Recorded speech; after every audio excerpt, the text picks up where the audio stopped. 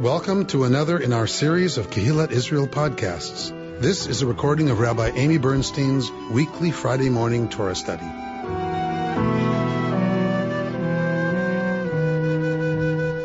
We are in Parshat Bo. We are in the part of our narrative where we are coming to the apex of the plague narrative, that God has brought these wonders and these signs so that, and we're going to get to the point of so that, because usually it's like so that Pharaoh will let the people go.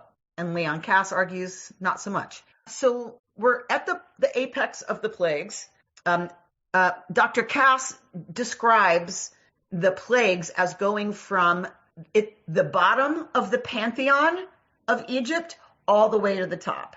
So you've heard me teach about the plagues before. There's lots of ways to look at them and interpret them, sets of three, whatever. There's really interesting ways to look at them. I hadn't really ever heard his interpretation, which I love, that Yud-He Vav-He is conquering the gods of Egypt from the bottom to the top.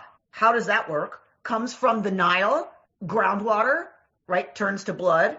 Then it goes to the frogs, so the amphibious creatures that go from water to land, and then to cattle and things that walk on the ground. Think the bull, the cow god of Egypt, right? Things that are sacred to Egypt that are represented by land animals that get boiled. I mean, people and animals, whatever. So the creatures on the earth, and then it moves up to things that fly.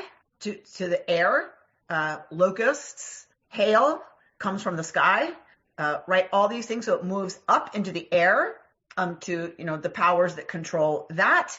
And then to blotting out the sun, which is the chief god of Egypt. The top of the pantheon is Ra, the sun god. And so what is the plague about, the almost last plague? Yeah, Tamara, right? Mind blown. Is blotting out the sun. Darkness, the plague of darkness. So going to the top from the bottom all the way to the top of the Egyptian pantheon. And then what is the final plague? The coup de grace is wiping out Egypt's future. Egypt, which is so focused on eternal life and mummification and making it to the afterlife and all of that, the symbol of the future, the firstborn, is now, we're even beyond the pantheon. We're now into the actual taking of the future, life in the future, which is such a focus of Egyptian culture and belief. The whole focus. Okay.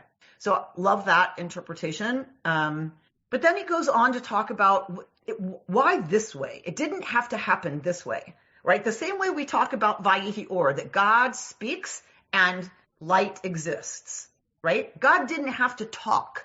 God could have, blinked and the world pops into being. We take it for granted, but it didn't have to be through speech. So we go back to why, before we assume, of course God creates with words, but let's go back before that. Why words? Why language? Why speech? That's the question we want to ask about why this protracted 1.5 year plague business, when God could have just leveled Egypt and turned it into a golf course and airlifted the Israelites out of there and into the promised land. It could have been that. That could have been our story. That's not our story.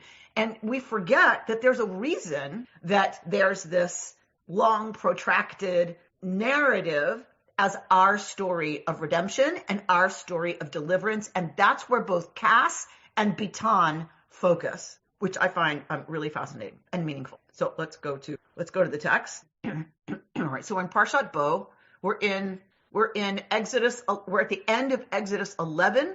We're about to begin Exodus 12. We're not in the beginning of Bo. We're deep in the Parsha, and we have God telling Moshe what's going to be with the last plague, and Moshe tells Pharaoh, "Y'all are in trouble. Y'all are in serious trouble. There shall be a loud cry in all the land of Egypt, such as has never been or ever will be again.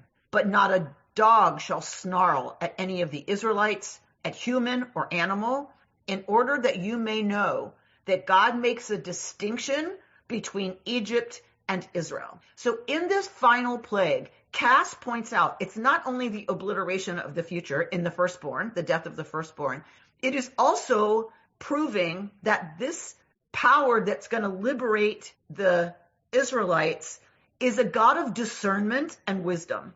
It's not a random power that just kind of gets unleashed. It's meaningful that it says here that this Yud He Vav He will make a distinction between Egyptian and Israelite. Okay, so it's not just like death is unleashed and boom.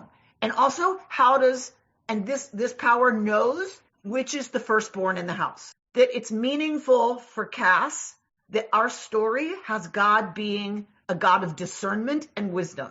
Then all these courtiers of yours shall come down to me, and this is Moses, shall come down to me and bow low to me, saying, depart, you and all the people who follow you, and after that I will depart. And he left Pharaoh's presence in hot anger. Now God said to Moshe, Pharaoh will not heed you in order that my marvels may be multiplied in the land of Egypt. Okay, this being the reason for Pharaoh not letting them go is also really important for Cass. In that, the whole point of this protracted, long business is not for the Israelites. It is for the Egyptians. It is so that the Egyptians will see God's marvels being multiplied in the land. And Moses and Aaron had performed all these marvels before Pharaoh, but God had stiffened the heart of Pharaoh so that he would not let the Israelites go from his land. At this point of climax of our story, we get this kind of, it might seem like an odd insert. God says to Moses and Aaron, in the land of Egypt, this month shall be for you the beginning of the months. It shall be the first of the months of the year for you. Which month? This month that they're going out. Which is what month?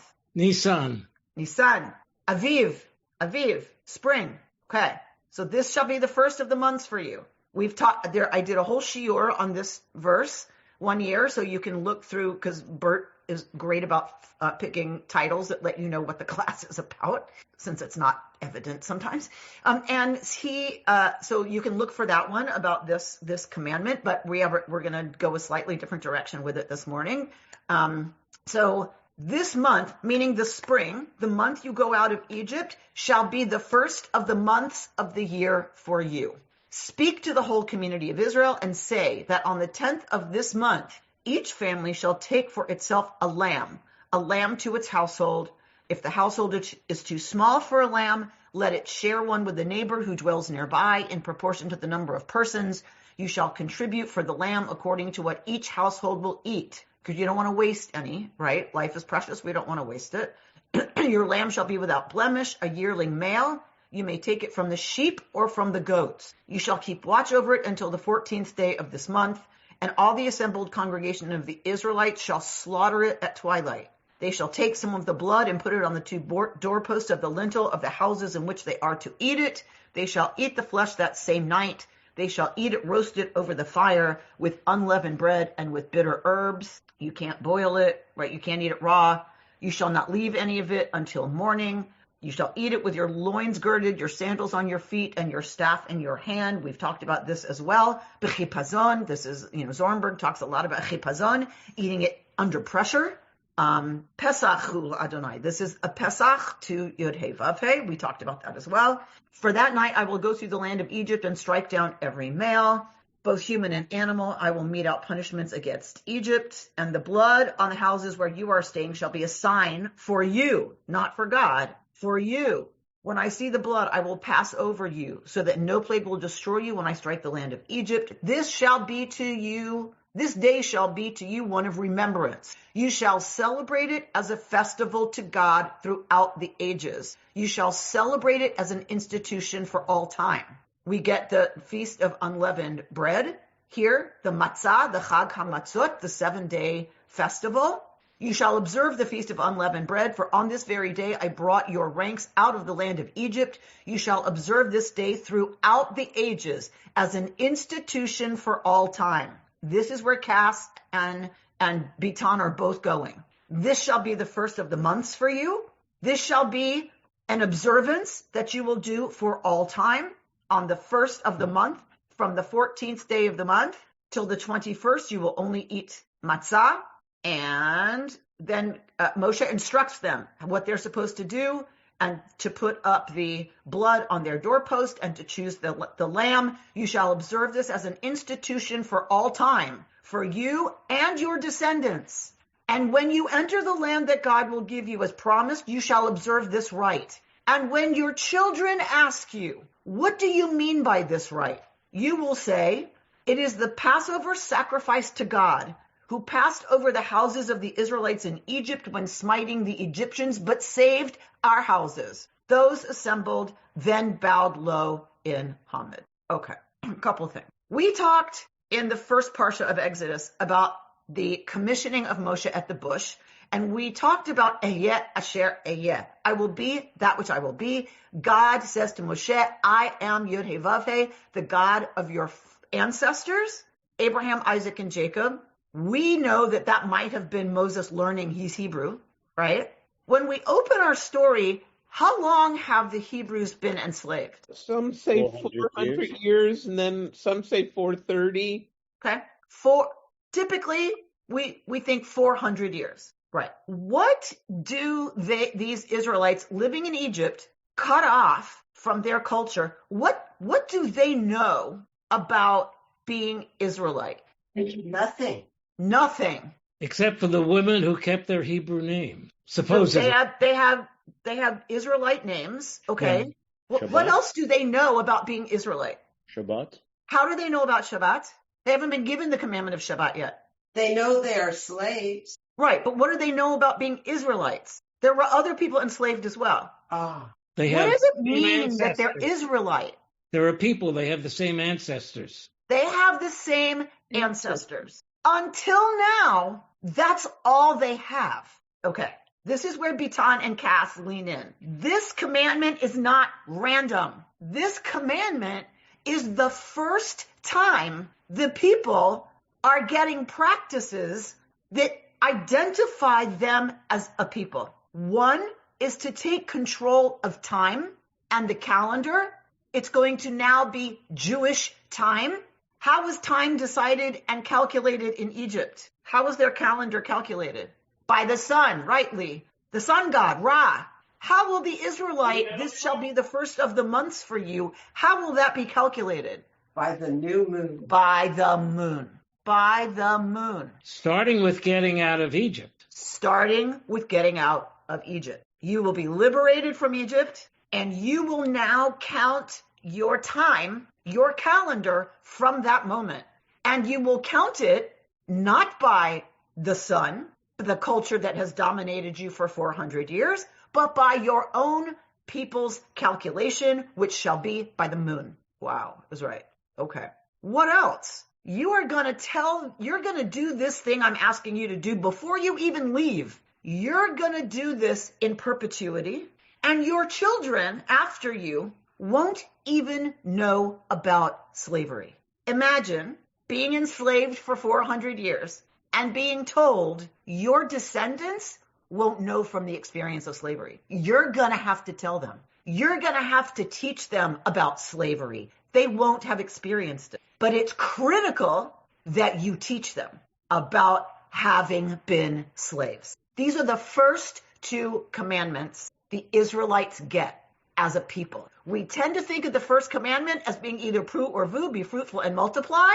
Yes, but that's for all of humanity. The other thing we tend to say is the first of the 10 commandments. Ani Adonai, I am Yod-Heh-Vav-Heh. No. The first commandments the Israelites get as a people that starts to shape them as a people is their Judaizing of time. That's an anachronism, but the Israelitification of time, the anti-Egypt calculation of time, as well as in perpetuity teaching generations who will have been born into liberation what it was to be slaves and what happened to deliver their ancestors from slavery. This is what begins to form them as a people and as a culture. We have no indication that they know anything about what it means to be Israelite other than the fact that they are enslaved and that they share common ancestor. We don't even know that they know that, by the way. Moshe is told, I am the God of your ancestors. We don't know if Moshe knows that those are his ancestors. God may be telling Moshe, here is your lineage. Okay. Bert, you had your hand up?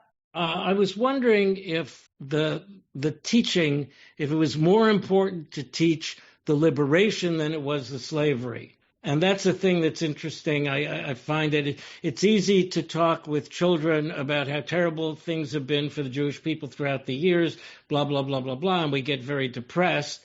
Or is it about, well, it's tough, or is it about the liberation and the importance of living by the laws of God liberate us? In our story, there is no difference. You cannot separate the story of slavery from the story of redemption. And Cass argues that is why it is a long, protracted business. It didn't have to be. God could have snapped God's fingers and they're out. There's a reason that redemption is this long, drawn-out process. Okay, Mehmet, you want to say something? I think we've lived throughout history very discreetly in certain moments, maybe most of the time.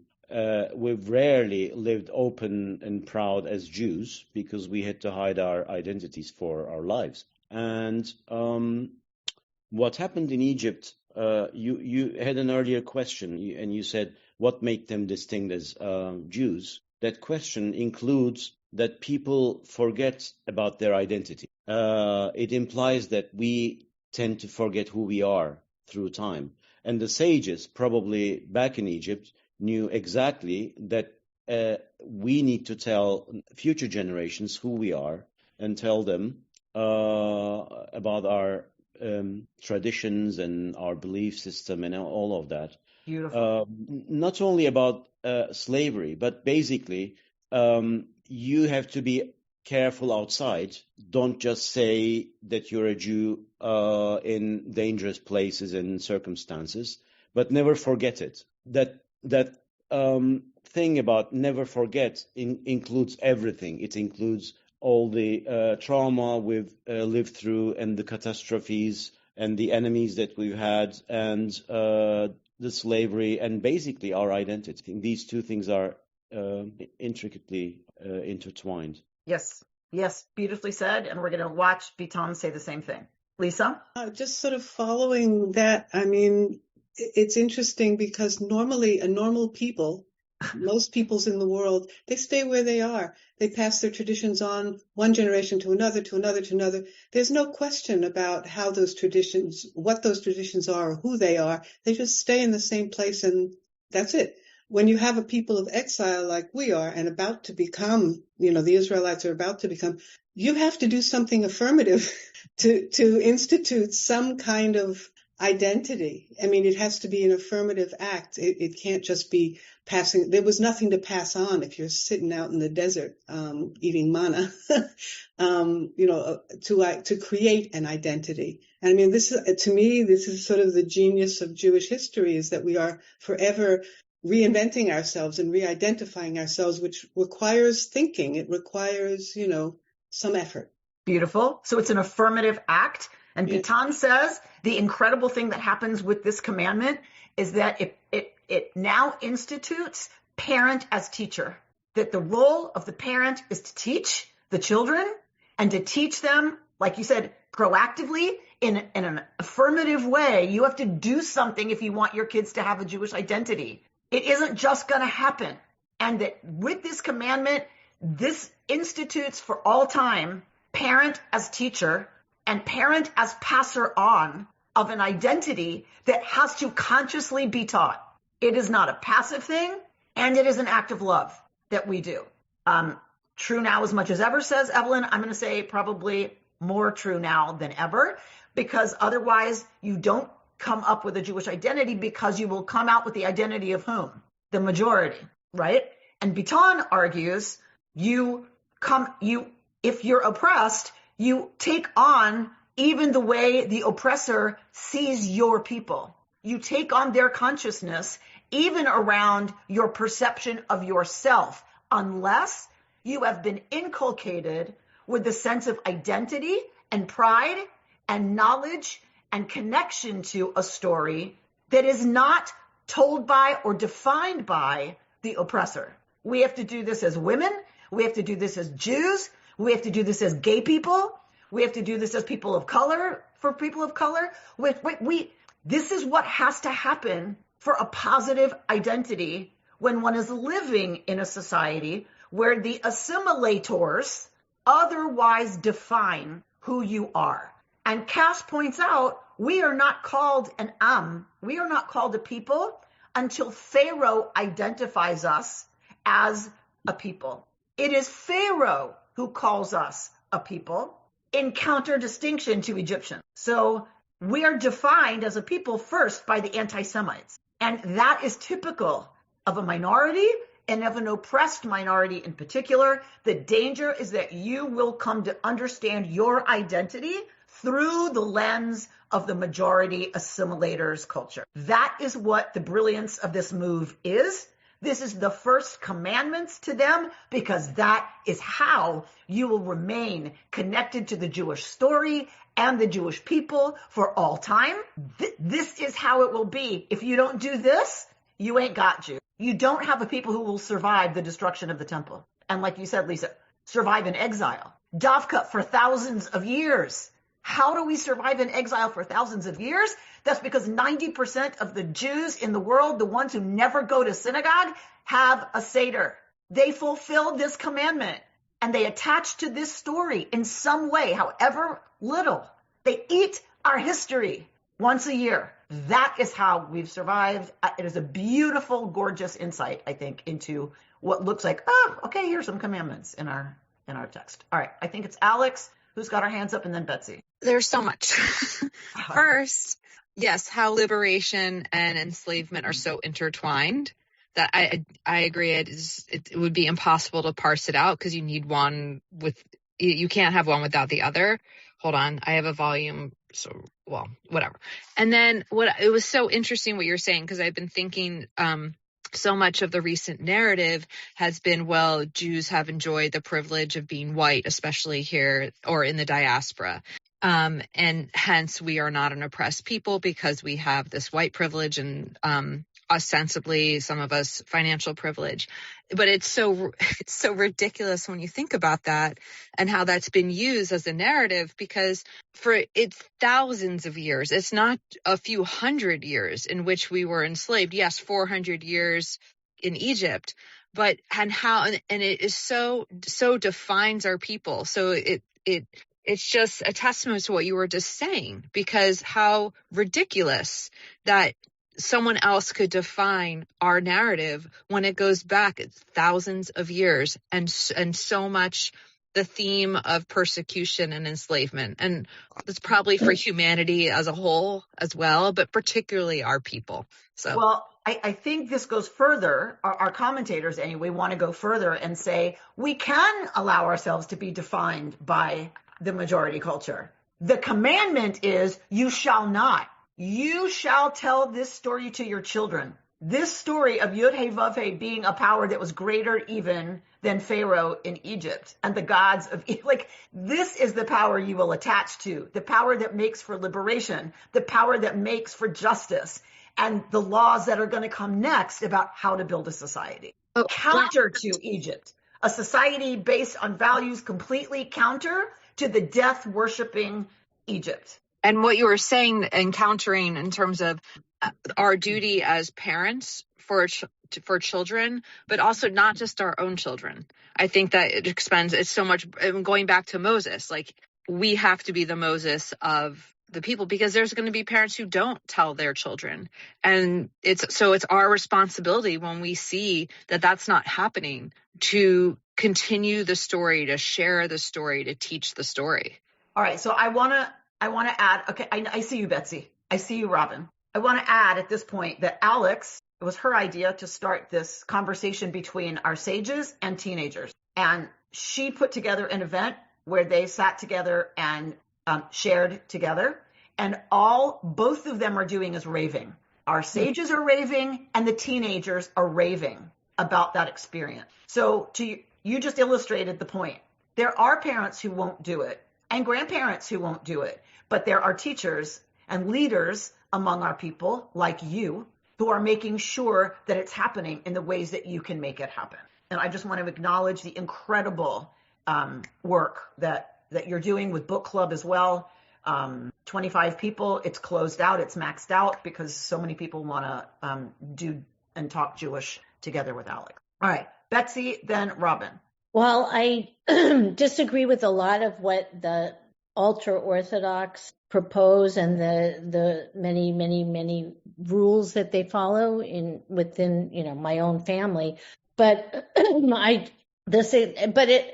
it's clear to me that the key to a lot of what they do is the significance of the commandment that you're talking about, because they feel it's very incumbent upon them to tell the story. And I can see within my own family, when our story is not shared and passed on, then it's lost. And there's so much, not only interfaith marriage, with the high rate of interfaith marriage within the general population and within my family, but I see that the ones who do not tell our story at all to their children, like not even do a Passover Seder or anything, those children are growing up Christian. I mean, they're basically being absorbed into the dominant religion of our country. And so I can see that is really the key, is following that particular commandment about passing on our story and making sure that we teach it to our children, because I'm seeing how when we don't, it's just lost and we lose our people. We lose the population of Jews. Yep. All right, Robin? I also want to say that here's an instance of the power of the grandmother in this case, going back there. And the grandmother who always puts on the Seder and pretends she's Miriam with the tambourine and things like that. I can't imagine that happens. And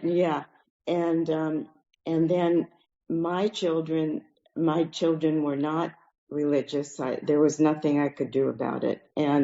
But I am the one, and two of my grandchildren have already married Jewish. Okay, so it makes a big difference. And I've already told my grandson Johnny, you have to promise me that you'll always do Passover. And who knew I was doing this? But I was, and he promised. And he's had a bar mitzvah due to us, and he still has his talit and everything, and he can lead a Seder. So there's a lot of power in the grandmas. Right. That's exactly right. Power to the grandmas and the grandpas everywhere. Love that.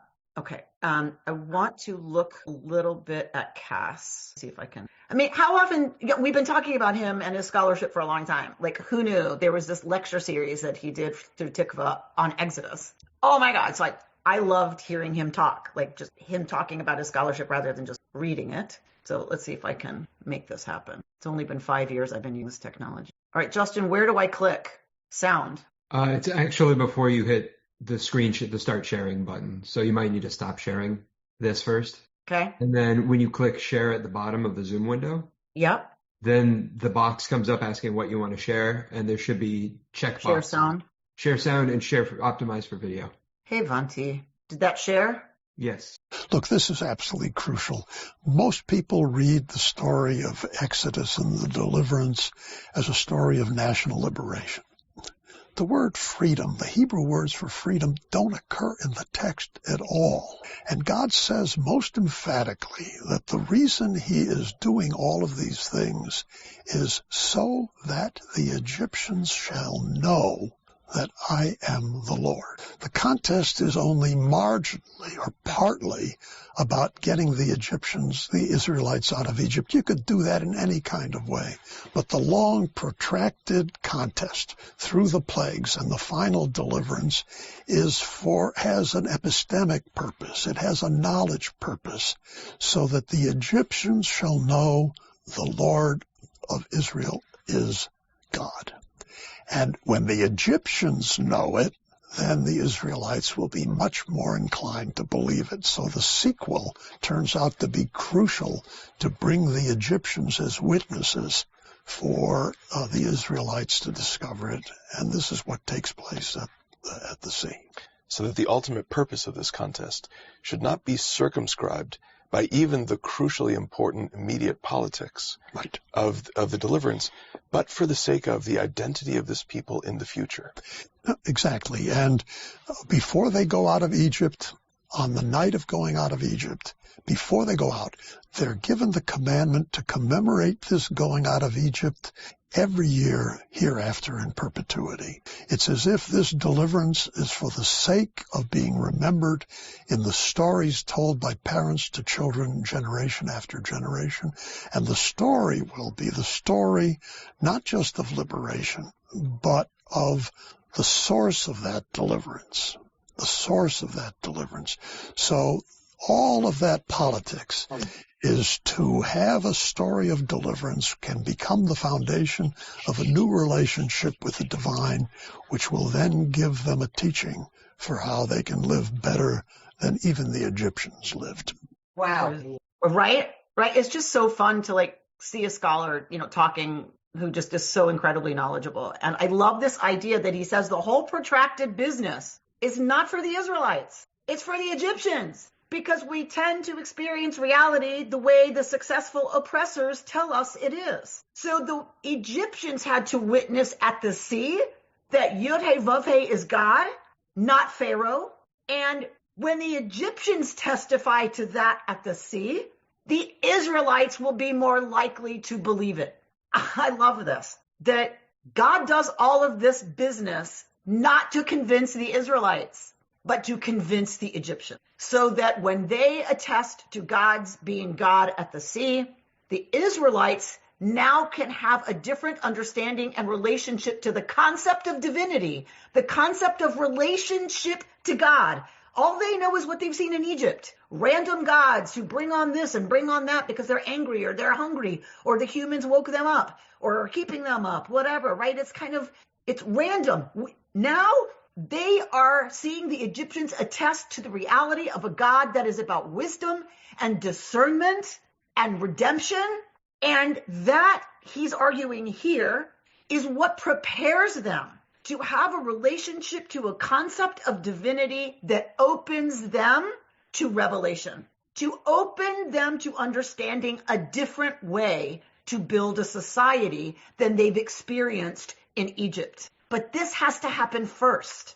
The Egyptians have to acknowledge Yud-Heh-Vav-Heh as all-powerful first. Then the Israelites might be able to get there themselves and to now be open to what he argues is going to happen next, which is the revelation at Sinai. Orders, laws, teachings, ethics, morals, values about how to build a just and equitable society. That's what the protracted plague experience is doing. And it needs a year and a half to do it in the most powerful empire in the ancient world. Okay.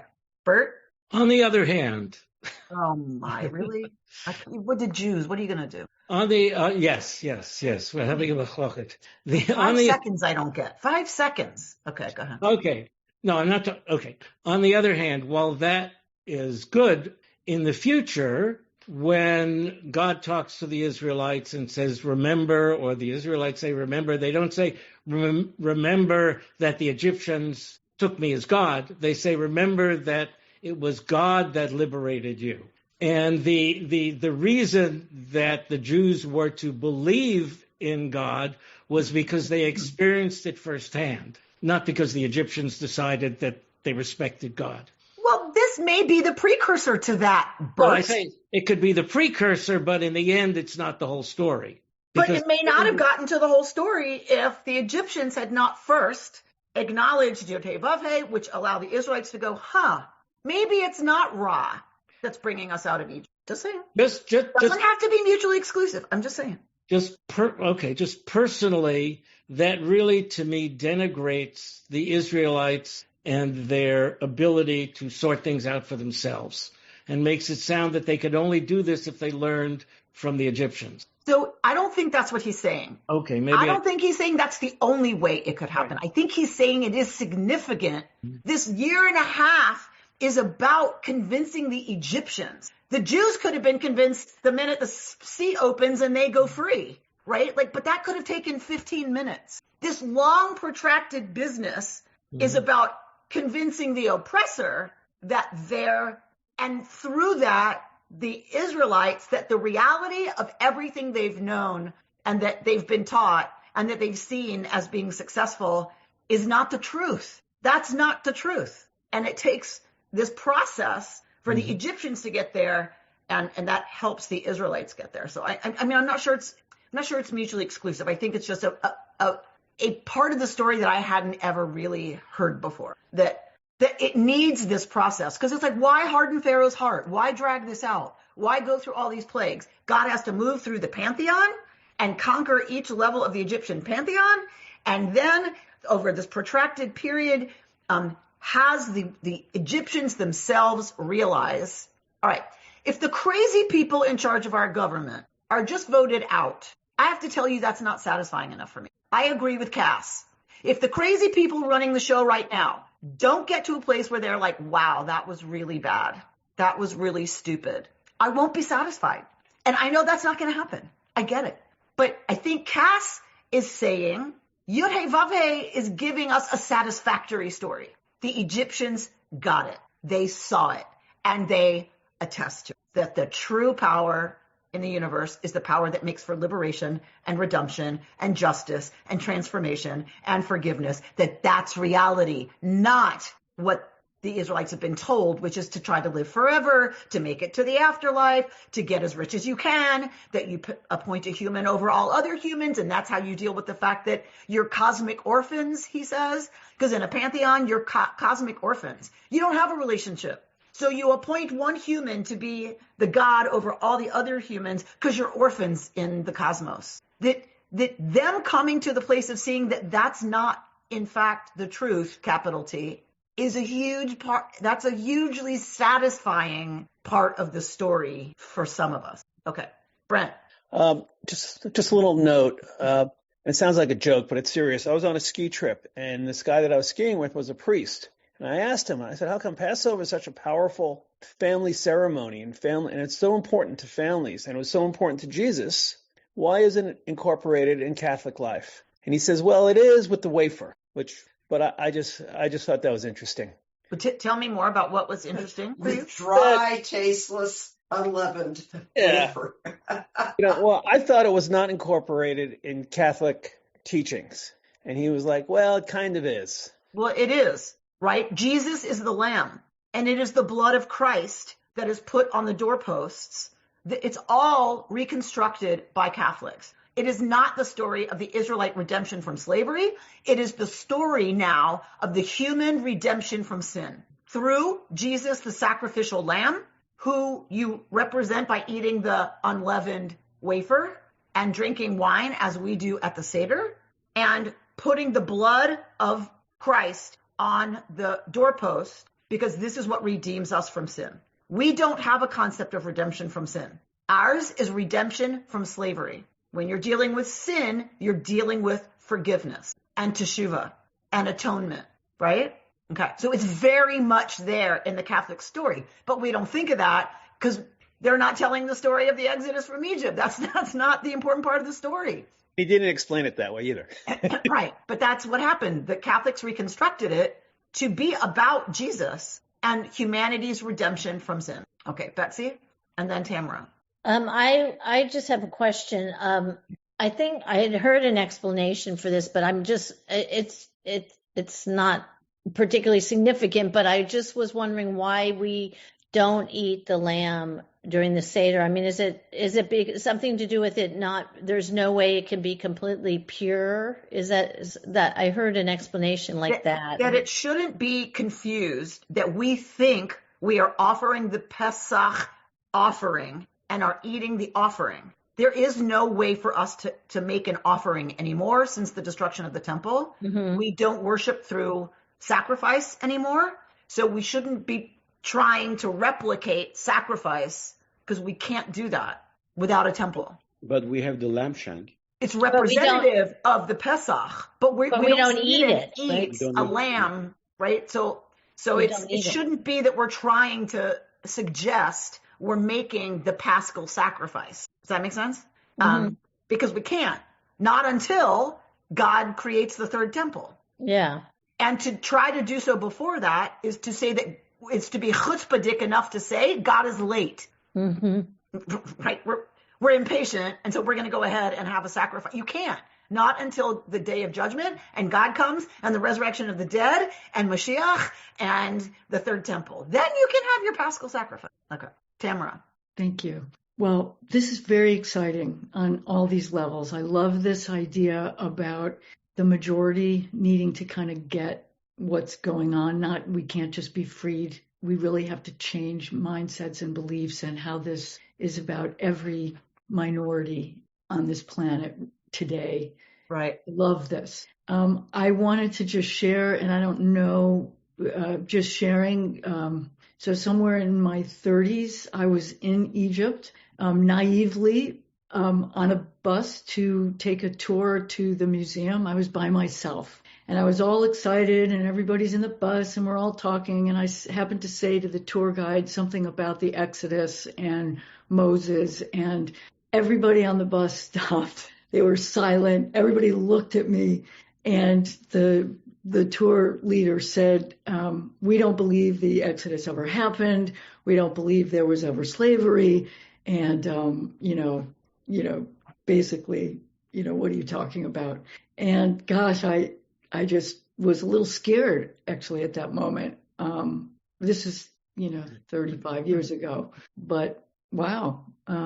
They didn't get the lesson. They didn't get the memo, or they didn't keep the memo. So it's just an illustration that we all have our narrative. We all have our narrative. They had theirs. We have ours. It's still going on in terms of the Middle East, what the narrative is, who's indigenous and who's not, right?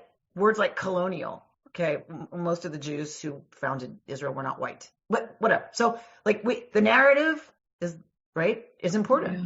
Our narratives are important. And then what the lessons are that we choose to teach from those narratives. We could teach a victim mindset with the story of slavery and oppression, but we don't. To whoever's point about, we don't just talk about how horrible it's all been. We say, and we overcome it every single time. Mm-hmm. And we're going to be here for everything.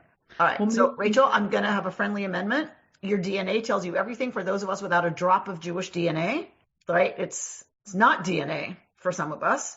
No, true. But I do know that I'm indigenous. So, full stop. well, and what is indigeneity? Right. How important is indigeneity? Right. Mm-hmm. Okay. All right. I want to close with Bitan. So she's talking about, for minority groups, one of the mightiest battles is resisting the assimilation of the oppressor's consciousness, which we talked about. We talked about the lunar calendar, rejecting Egyptian imperial time, right? Slaughtering and eating the lamb publicly inverts the Egyptian categories of the sacred and the profane. What Egypt considers divine animals, you will consider dinner. Ritualizing Passover establishes a way of remembering Egypt. It refuses to let empire gaslight former slaves into thinking that slavery was normal or forgettable. They tell the story of imperial glory. We tell our own one that never denies the pain of our people. And here's the revolutionary part. Moses doesn't just command practices. He creates the parent as educator as central to Jewish identity. Moses is telling parents, you need to teach this deliberately, narratively, and explanatorily. Your children won't automatically know. You'll need to actively instruct them to think using Jewish frameworks while living in the world. We need a return to Jewish self-consciousness. We need to shape a generation of Jews who can speak both the universal language of ethics and justice and the particular language of Torah, covenant, and peoplehood formed through daily choices that teach what matters and why. So she's arguing, as does Kaplan, we should take full advantage of America. This goes to indigeneity, Rachel. Is indigeneity what's most important? My people are not indigenous to this country or to Israel, genetically. What's important is being part of the project in ways that are good. So I'm part of the American project. I'm proud of the American project. I am proud of what this country stands for at her best. when we actually live into the values of our democratic republic, then that vision in the face of the tyranny that they were dealing with in Europe of a king like Pharaoh who made the rules and they had no say and they were suffering, like that vision is compelling to me the same way that I don't have to be indigenous to Israel for that story to be compelling to me as a particular story of a particular people, America being the place where you take on an American identity and everyone is welcome to do that. And then the particular identity of being from the Jewish people is also important. And she's saying, which Kaplan, that's the whole basis of Reconstructionism. We walk in two civilizations and they must be in conversation. The American story we're going to get told. What version of that?